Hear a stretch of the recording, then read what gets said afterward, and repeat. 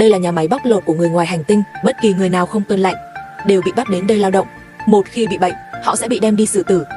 Và qua cửa sổ nhà máy, những gì họ nhìn thấy chính là trái đất, nơi con người sinh sống. Trong tương lai không rõ năm nào, trái đất bị người ngoài hành tinh xâm chiếm, nhưng người ngoài hành tinh không trực tiếp quản lý trái đất mà là thông qua chính quyền lâm thời để cai trị loài người. Trong chính quyền lâm thời toàn là những kẻ phản bội, quy phục người ngoài hành tinh. Họ sống trong những căn nhà xa hoa, thực phẩm chất lượng cao và nhiều hoạt động giải trí. Còn người dân bình thường bị nhốt trong các khu cách ly, chỉ có thể sống qua ngày bằng tem phiếu. Khi đêm xuống, toàn bộ khu cách ly phải tắt đèn. Bất cứ ai vi phạm lệnh giới nghiêm chỉ có một kết cục, đó là cái chết. Còn những kẻ phản kháng hoặc bị bắn chết tại chỗ, hoặc bị đưa đến nhà máy bóc lột, sản xuất vật tư cho người ngoài hành tinh. Chỉ có một số ít ẩn nấp trong bóng tối, âm thầm lên kế hoạch giành lại quyền kiểm soát số phận nhân loại.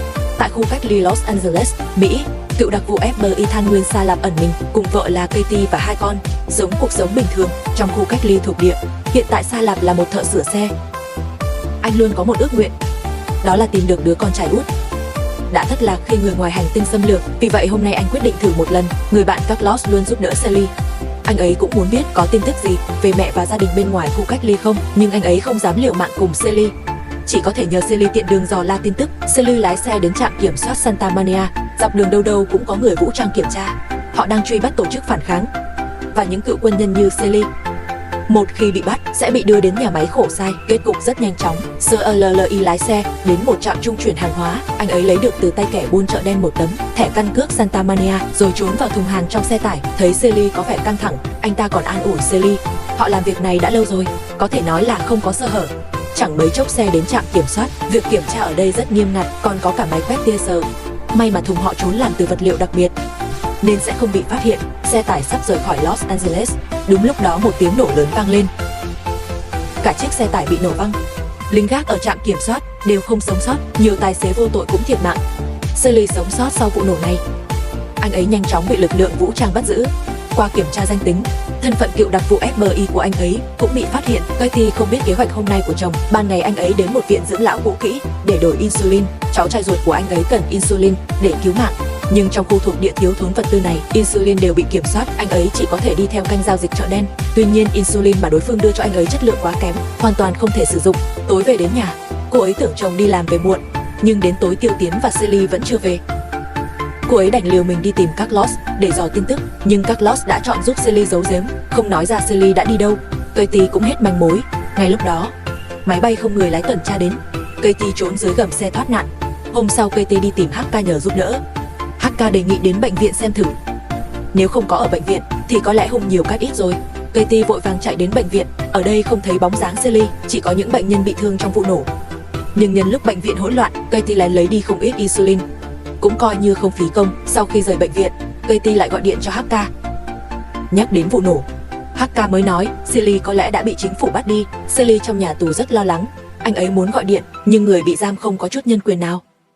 Số phận tiếp theo của họ rất có thể bị đưa đến xưởng bóc lột sức lao động. Ngay lúc đó, một nhóm binh lính chạy đến, áp giải riêng Sally đến phủ tổng đốc ở khu vực xanh. Trong phủ tổng đốc cột cao giường rộng, quan lại quý phụ đi lại không ngớt.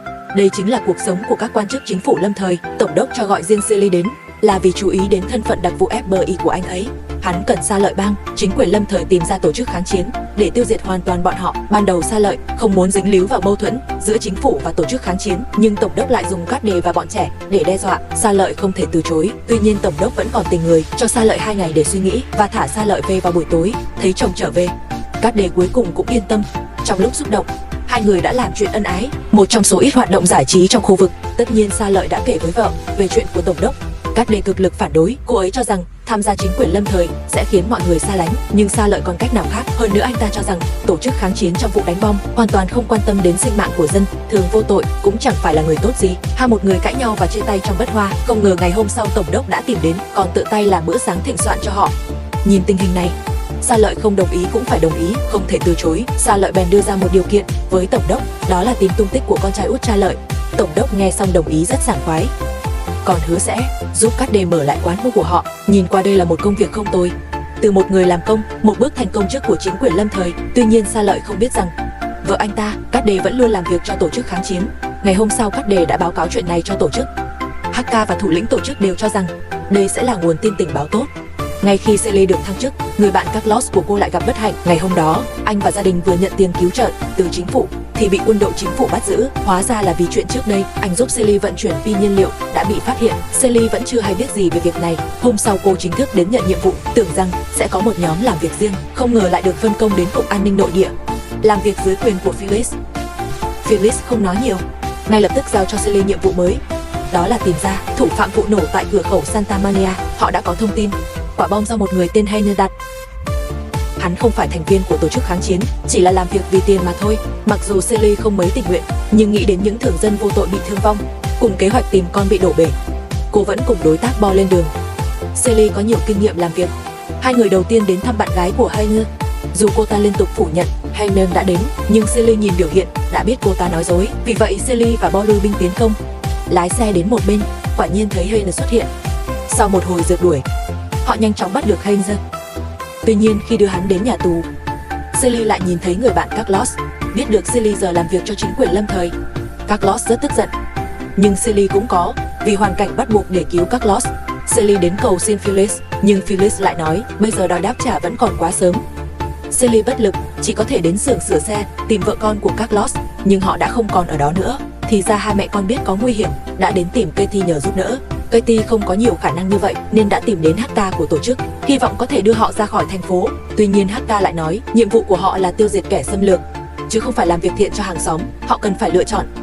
Phân biệt chính phủ, Katie đành phải quay về. Nhưng khi Celie về nhà thấy hai mẹ con, cô ấy đã nảy ra một ý tưởng. Trước tiên cô tìm người làm giấy tờ giả cho họ, sau đó đưa họ đến khu dân thường, nhờ bạn bè chăm sóc, đợi cứu được Carlos rồi tính tiếp.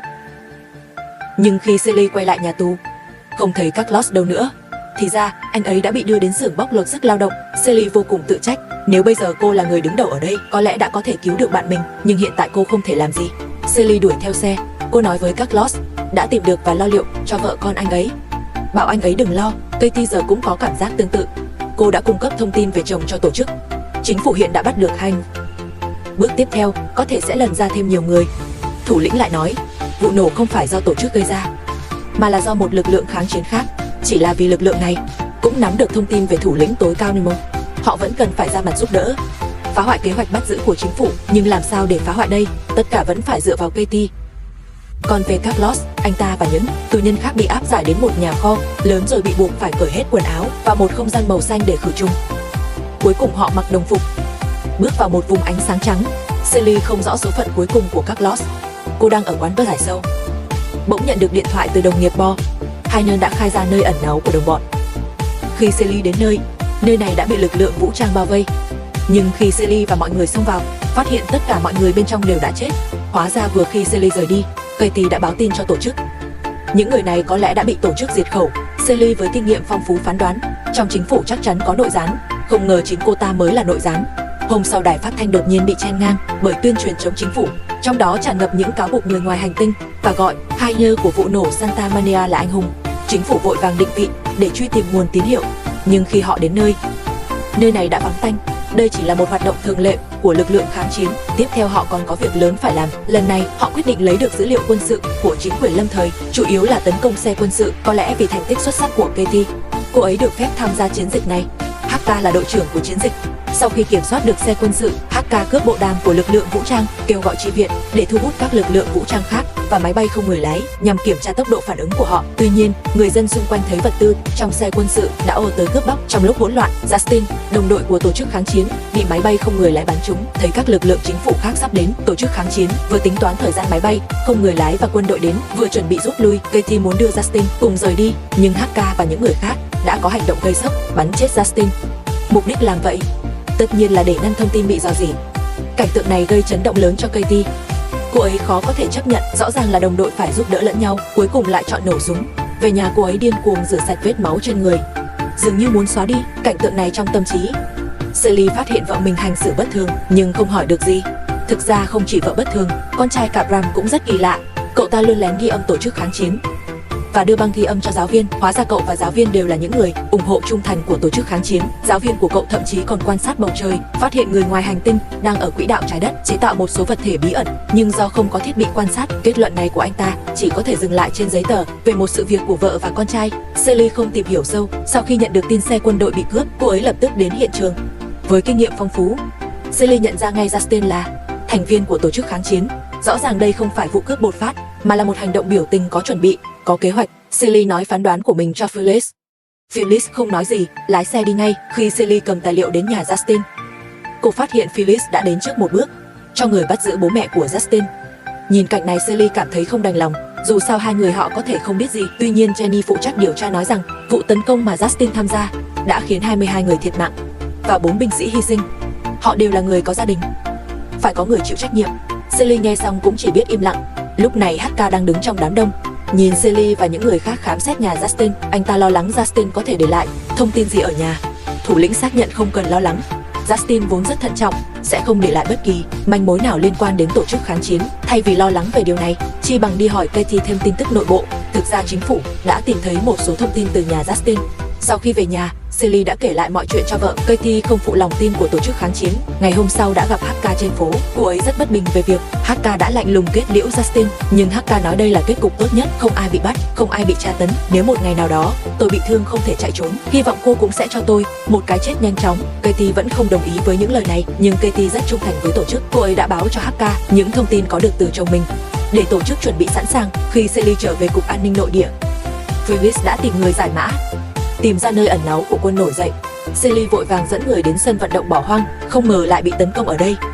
May mắn là hỏa lực đối phương không mạnh, họ nhanh chóng bỏ chạy. Celie tìm thấy nhiều vũ khí ở đây, có vẻ như đây đúng là một căn cứ của tổ chức kháng chiến. Tổ chức kháng chiến rất ngạc nhiên khi quân chính phủ tìm ra căn cứ nhanh như vậy, có vẻ sau này phải nắm chắc đường dây Katie và Celie để có thêm thông tin tình báo. Vì vậy tổ chức nói với Katie, nếu không thể lấy được thêm thông tin từ Celie, họ buộc phải loại bỏ Celie, đối thủ mạnh này. Đối mặt với yêu cầu của tổ chức, Katie càng thêm đau khổ. Giữa tổ chức và chồng, cô ấy phải lựa chọn thế nào đây? Khi Katie đang vô cùng đau khổ, quán Penny của cô ấy cuối cùng đã mở cửa lại. Ngay cả tổng đốc cũng đích thân ghé thăm và nhiều người bạn từ tổ chức kháng chiến cũng đến ủng hộ. Katie cảm thấy rất lo lắng trong lòng. Cô hy vọng chồng có thể đưa cả gia đình rời khỏi đây, nhưng Celie vẫn kiên quyết muốn lợi dụng chính phủ để tìm con trai út Charlie. Trong cuộc trò chuyện tại quán bar, Katie còn biết được một thông tin quan trọng từ chồng. Chính phủ có một cơ sở dữ liệu lớn chứa thông tin chi tiết và toàn diện. Vì vậy chính phủ mới có thể nhanh chóng tìm ra thông tin của Justin và các căn cứ của quân nổi dậy. Chỉ là cơ sở dữ liệu này cần quyền hạn rất cao. Hiện tại chỉ có Phyllis mới có thể vận hành. Sau khi nhận được tin này, Katie chợt nảy ra ý tưởng. Cô truyền tin cho tổ chức và nói rằng muốn kiểm soát cơ sở dữ liệu này thì phải bảo vệ được Celie. HK nghe xong cũng tỏ ý đồng ý. Hôm sau Phyllis gọi Celie đến và giao cho cô ta một nhiệm vụ mới, đó là tìm ra thủ lĩnh tối cao của quân nổi dậy Nemo. Phyllis cho rằng tổ chức kháng chiến không thể thay đổi được gì, ngược lại còn khiến nhân loại lâm vào khủng hoảng sâu hơn. Phải tóm được Nemo để trừ hậu hoạn. Và lúc này tổ chức kháng chiến cũng đang lên kế hoạch hành động mới. Vì chỉ có Phyllis mới có thể vận hành cơ sở dữ liệu, nên họ quyết định giải quyết hắn trước. Và để biết thông tin cụ thể về Phyllis, họ quyết định dàn dựng một vụ hỏa hoạn với Katie. Katie dập tắt đám cháy, sau đó báo cảnh sát và thông báo cho Celie. Khi Celie về nhà, nơi này đã bị lực lượng vũ trang kiểm soát. Chính phủ cho rằng quân nổi dậy tấn công nhà viên chức là hành động thách thức các cơ quan chính phủ. Jenny tìm thấy một đồng xu cổ tại hiện trường, có thể chứa thông tin của tổ chức kháng chiến. Do liên quan đến tổ chức kháng chiến, chính phủ quyết định đưa Katie về thẩm vấn. Celie theo vợ đến cục an ninh, nhưng không được tham gia phần thẩm vấn.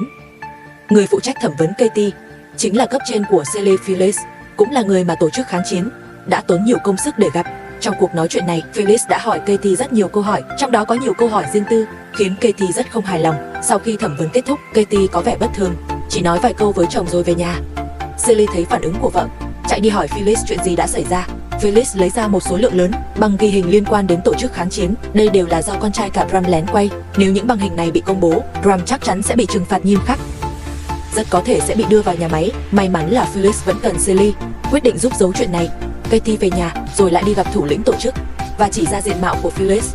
Quân nổi dậy sắp có một kế hoạch lớn. Katie yêu cầu tổ chức phải đảm bảo an toàn cho Celie. Ngày hôm sau, tổ chức kháng chiến lại bắt đầu phát sóng. Celie và những người khác đã chờ đợi từ lâu. Sau khi theo dõi tín hiệu, họ nhanh chóng xác định được vị trí. Thành viên tổ chức kháng chiến biết lần này không còn đường thoát nên không kháng cự. Nhưng Celie không tha cho họ, vì tổ chức kháng chiến đã đốt nhà anh ta, khiến anh ta vô cùng tức giận. Vì thế trên đường đi đã đối với thành viên này đánh đấm túi bụi. Ban đầu mọi người nghĩ người này có thể là Nemo, nhưng sau khi thẩm vấn mới biết hắn chỉ là một tên tép diêu, chỉ đọc theo bản thảo phát thanh mà thôi. Sau đó Celie và những người khác theo manh mối đến hang ổ nơi phát thanh viên nhận bản thảo. Không ngờ nơi này lại ở gần khu xanh. Phải chăng Nemo đang ẩn náu trong khu xanh? Tuy đã phá được vụ án phát thanh viên, nhưng Phyllis không giao băng ghi hình cho Celie. dù sao đây cũng là một con bài tẩy rất hữu dụng khi tổ chức chuẩn bị ra tay với Phyllis. Phyllis lại chủ động tìm đến quán bước của Katie, cô ta đưa cho Katie một số bức ảnh. Nhìn này, bên trong là cảnh lần đầu cô ta tham gia hoạt động của tổ chức. Thấy cảnh này Katie vô cùng hoảng sợ. Tuy nhiên Phyllis không bắt giữ Katie, mà muốn Katie giúp cô ta làm việc để dụ ra những con cá lớn của tổ chức kháng chiến. Katie không còn lựa chọn nào khác, đành phải đồng ý. Phyllis rất hài lòng. Có Katie làm nội gián, cô ta sẽ sớm lập được công lớn. Tuy nhiên khi về nhà, định báo tin vui cho người chồng bị đột quỵ, lại phát hiện người da đen của tổ chức kháng chiến đã ẩn nấp sẵn trong nhà. Thế là nữ cường nhân quyền lực này cùng chồng đều bỏ mạng. Tuy tổ chức kháng chiến đang ở thế yếu, nhưng nhờ tuyên truyền qua phát thanh cộng với sự căm ghét của dân chúng đối với người ngoài hành tinh và chính quyền lâm thời khiến các cuộc biểu tình trên đường phố ngày càng nhiều. Áp phích kháng chiến xuất hiện khắp mọi nơi, chính phủ huy động nhiều nhân lực để bắt những người biểu tình, nhưng hiệu quả không đáng kể. Vào lúc này, Sally đang rảnh rỗi ở nhà, nghe từ đồng nghiệp Paul tin cấp trên Phyllis bị sát hại. Điều này khiến cô vô cùng sốc, còn Katie đang núp sau tường. Khi nghe tin này, vừa sốc vừa cảm thấy may mắn. Sally và Paul vội vã đến nhà Phyllis. Thống đốc cũng đích thân đến, dù sao Phyllis cũng là một trong số ít những người có thực quyền trong khu thuộc địa. Trong phòng khách nhà Phyllis có vết dịch tên Nemo. Họ cho rằng đây là hành động thị uy của tổ chức kháng chiến. Không cần nói cũng biết thủ phạm là ai, nhưng làm sao tổ chức kháng chiến biết được thông tin của Phyllis? Sally cho rằng chắc chắn có nội gián trong chính phủ. Ngay lúc đó, Jenny nhận được một cuộc gọi. Nemo đã bị bắt. Sally và mọi người vội vã quay về cục an ninh, nhưng khi gặp Nemo này, tất cả đều biết mình bị lừa. Đây chỉ là một đứa trẻ hơn 10 tuổi. Làm sao có thể là Nemo được? Sally rất có cách đối phó với bọn trẻ, nhanh chóng lấy được lời khai từ đứa trẻ. Sau đó họ dựa vào thông tin, đột kích vào biệt thự di động trong khu vực xanh. Kết quả là nơi đây trống rỗng, không có dấu hiệu sự sống. Nhưng Sally rất giàu kinh nghiệm. Cô nhanh chóng tìm ra đường hầm bí mật trong biệt thự và bắt được hai người cùng nhiều tài liệu của quân nổi dậy. Thống đốc phát tin này và tuyên bố đây là chiến thắng lớn trước quân nổi dậy để ổn định lòng dân. Tuy nhiên hai người bị bắt không phải là Nemo. Cái gọi là Nemo chỉ là một nhân vật hư cấu, chỉ là một tổ chức kháng chiến nhỏ, dùng để dẫn dắt và ảnh hưởng tinh thần mọi người. Vụ án Nemo khiến Sally như chút được gánh nặng. Cuối cùng anh cũng hoàn thành nhiệm vụ tổng đốc giao. Chỉ cần tổng đốc tìm được con trai út thì thương vụ này sẽ kết thúc. Tuy nhiên tổng đốc đã nhìn thấy năng lực của Sally, không những không kết thúc thương vụ, còn muốn Sally thay thế vị trí của Phyllis và điều tra ra sự thật về cái chết của Phyllis. Do thông tin về con trai vẫn chưa tìm được, Sally chỉ có thể tiếp tục làm việc cho chính phủ. Ban đầu, Sally nghi ngờ cái chết của Phyllis có liên quan đến Jenny. Kết quả là bị Jenny mắng một trận. Jenny nhắc nhở anh về việc Phyllis gặp riêng Katie, khiến Sally cũng nghi ngờ vợ mình. Sally về nhà hỏi gia sư, biết được vợ không có hành vi bất thường nào.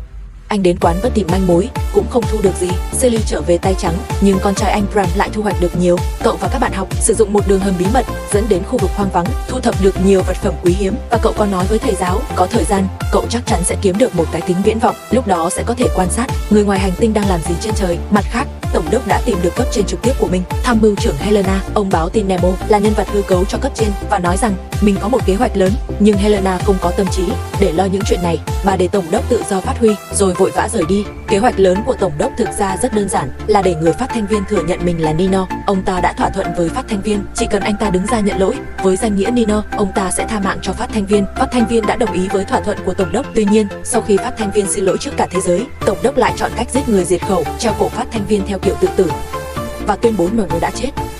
Sau đó tổng đốc dẫn Sally chuẩn bị đi gặp một nhân vật bí ẩn, nhưng xe vừa đi được nửa đường đã bị tổ chức kháng chiến chặn lại. Tổ chức kháng chiến giả dạng lực lượng vũ trang chính phủ định bắt cóc tổng đốc. Katie cũng tham gia hành động này. Tuy nhiên khi HK thấy Sally đã do dự không nổ súng. Nhân cơ hội này, Sally lái xe chở tổng đốc bỏ chạy. Tổ chức kháng chiến đành phải rút lui. Nhanh chóng Sally đưa tổng đốc về quán của Katie. Lúc này Katie vừa thay xong quần áo, hai người cho rằng đây có thể là một cuộc đảo chính, vì vậy không thể tin tưởng vào lực lượng vũ trang nữa. Sally chỉ có thể ra ngoài tìm sự giúp đỡ của đồng đội, để Katie và tổng đốc ở lại nhà. Katie thấy cơ hội vừa đúng lúc, liền báo tin tổng đốc đang ở quán được tổ chức đang bực tức vì thất bại lần này. Sau khi nhận được tin, liền xuất phát đến khách sạn. Còn Sally cũng đã liên lạc được với viện binh, chỉ là cần 20 phút thời gian. Katie biết tổ chức chắc chắn sẽ đến trước, nên muốn thuyết phục chồng rời đi.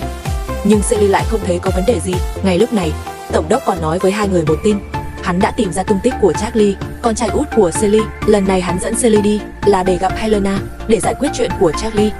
Sau khi nhận được tin này, Katie cũng đã thay đổi ý định rời đi. Đúng lúc đó có tiếng gõ cửa. Hóa ra là HK đến sớm. Sau khi hắn lục soát quán Burke, đã ra lệnh cho Katie. Lần này họ nhất định phải bắt được thống đốc, sau đó rời khỏi quán Burke. Sally thấy HK rời đi thì thở phào nhẹ nhõm, nhưng khi thấy áo khoác thống đốc để lại bên ngoài, cô ấy nghĩ bọn họ chắc chắn sẽ quay lại. Quả nhiên sau khi đợi đại quân đến, lực lượng kháng chiến đã tiến hành đợt tấn công đầu tiên.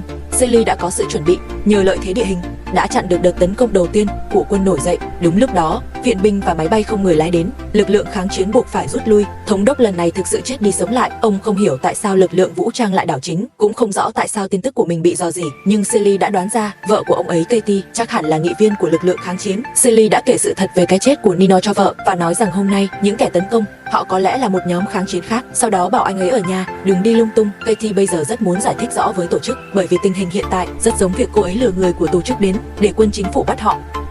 Họ cho rằng Katie là một kẻ hai mặt, đã không còn đáng tin nữa. Katie rất lo lắng, đêm ngủ còn mơ thấy ác mộng giết chết HK. Sáng sớm hôm sau, Katie vội vã đến quán Burke, nhưng nơi này đã bị chính phủ phong tỏa. Sau đó, cô đến căn cứ của tổ chức kháng chiến, nơi này cũng trống không, dường như chưa từng có ai đến đây, còn ngôi nhà được HK trang trí công phu cũng không còn ai ở, như thể tổ chức kháng chiến chưa từng tồn tại. Trải nghiệm của cô chỉ là giấc mơ hư ảo. Mặt khác, Sa Lịch ở Cục An ninh thông qua mạng dữ liệu lớn phát hiện HK là nội gián trong chính phủ. Tổng đốc tức giận, quyết định điều động lực lượng tinh nhuệ nhất, cử Sa Lợi dẫn đội đi bắt HK. Tưởng rằng đây là một chiến dịch bắt giữ chắc chắn thành công, nhưng HK và đồng đội đã chuẩn bị sẵn sàng. Ngay khi đội đặc nhiệm phá cửa, quả bom đã đặt sẵn bỗng phát nổ. 4 đặc nhiệm hy sinh tại chỗ. Chứng kiến cảnh này, Sa Lợi kinh hãi, cô ấy cho rằng HK chắc chắn không đơn giản, hắn hẳn còn có thân phận sâu xa hơn. Sa Lợi và Bao Nhĩ bắt đầu thu thập thông tin về HK. Họ biết được từ đồng đội cũ của HK, hình xăm đầu lâu trên người hắn là biểu tượng của lực lượng đặc nhiệm hải quân, và thông qua nhận diện khuôn mặt từ dữ liệu lớn, họ còn phát hiện HK còn là một sát thủ chuyên nghiệp. Ngay lúc đó, Sa Lợi nhận được tin HK đột ngột tử vong. Cô và Bao Nhĩ vội đến hiện trường, phát hiện một thi thể không còn nhận ra mặt. Bao Nhĩ cho rằng tổ chức kháng chiến quả thực có cách xử lý những thành viên bị lộ, đây có thể là thi thể của HK, nhưng Sa Lợi cho rằng không nên đánh giá thấp người này. Thật vậy, đây không phải là thi thể của HK. Trong lúc Sa Lợi và những người khác điều tra danh tính của hắn, HK đã lén lút đột nhập vào khu vực cấm của chính phủ. Hắn đã giết chết một người bảo vệ, lấy một thi thể từ xe tải và đốt cháy đến không thể nhận ra để đánh lạc hướng mọi người. Mặt khác, Khải Đệ tìm thấy một lá thư trong quán Burke, yêu cầu anh ta đến một địa điểm được chỉ định. Khi anh ta đến nơi, người lái xe đến chính là HK. HK đưa Khải Đệ đến quảng trường. Hắn muốn hỏi Khải Đệ có phải anh ta đã phản bội tổ chức hay không. Khải Đệ nghe thấy sự nghi ngờ này thì cảm thấy buồn. Anh ta gia nhập tổ chức hoàn toàn là vì HK. Anh ta tin rằng HK có khả năng thay đổi tất cả. NHNGGIHK lại nghi ngờ lòng trung thành của anh ta. Nói xong, Khải Đệ quay người bỏ đi. Thực ra HK lần này đến là theo lệnh của thủ lĩnh phải giết chết Khải Đệ, nhưng HK vốn lạnh lùng lần này lại không ra tay. Cuối cùng hắn vẫn chọn tin tưởng Khải Đệ. Sa Lợi vẫn đang điều tra danh tính của HK, nhưng danh tính giả của hắn quá nhiều, cần tổng đốc cấp cho cô ta quyền hạn cao hơn mới có thể điều tra. Tổng đốc đồng ý yêu cầu của Sa Lợi, đồng thời giao một hồ sơ cho Sa Lợi. Đó là ảnh của con trai ông ta, Trả Lý. Nhận được tin tức về con trai, vợ chồng họ đều rất xúc động. Sa Lợi càng quyết tâm thể hiện để có thể sớm gặp được con trai. Chỉ là HK quá thận trọng và xảo quyệt, Jenny làm việc thêm giờ cả đêm, cũng không có nhiều thông tin hữu ích. Ngay lúc đó, Bao Định đưa tới một hồ sơ, đó là manh mối họ thu thập được ở quán Burke, trong đó có dấu vân tay của HK. Sa Lợi lập tức về nhà hỏi vợ. Ban đầu Khải Đệ không muốn trả lời, nhưng khi biết được nhiều thân phận của HK và việc hắn còn muốn xử lý cô, cuối cùng cô đã tiết lộ địa chỉ cũ của HK. Thông qua thông tin này, Cục An ninh Quốc gia kết hợp với dữ liệu lớn, cuối cùng đã xác định được thân phận thật của HK. Tuy nhiên, khi Sa Lợi và mọi người chuẩn bị đi bắt, Khải Đế lại gặp một chị lớn trong tổ chức. Chị ấy nói với Khải Đế, HK vốn không tin ai cả, nhưng lần này anh ta lại trái ý thủ lĩnh để tin tưởng cô. Câu nói này khiến Khải Đế rất xúc động, vội vàng gọi điện báo cho HK rằng chính phủ đang trên đường đi bắt anh ta. Nhờ Khải Đế báo tin, Sa Lợi và mọi người lại một lần nữa hột tay trắng. Nhưng tại nhà HK, Sa Lợi tình cờ phát hiện những cuốn sách vợ mình hay đọc. Điều này càng khiến cô chắc chắn vợ mình có quan hệ mật thiết với tổ chức kháng chiến. Thú vị là chiến dịch bắt giữ này đã bị thủ lĩnh hàng xóm của HK nhìn thấy, chỉ là hiện tại không ai biết thân phận thật của thủ lĩnh. Thực ra dưới sự chỉ đạo của Sa Lợi, Los Angeles, không gian hoạt động của tổ chức kháng chiến trong khu cách ly ngày càng thu hẹp. Thủ lĩnh nhận ra khủng hoảng sắp đến, vì vậy ông ta đã chuẩn bị đầu hàng. Tất nhiên ông ta không định ngồi tù, ông ta đã liên lạc với Sa Lợi, chuẩn bị bán thông tin của các thành viên trong tổ chức để có cơ hội rời khỏi khu cách ly. Khi Sealy về nhà không hỏi vợ mà là Jin Huy nhắc nhở vợ giữa người thân không nên có bí mật. Ngay lúc đó, Helena đột ngột xuất hiện tại khu cách ly Los Angeles. Cô ấy nói với thống đốc để kỷ niệm 1 năm thành lập khu thuộc địa, chủ tịch khu vực Thái Bình Dương sẽ đến Los Angeles tổ chức tiệc, nên trong thời gian này phải đảm bảo an toàn.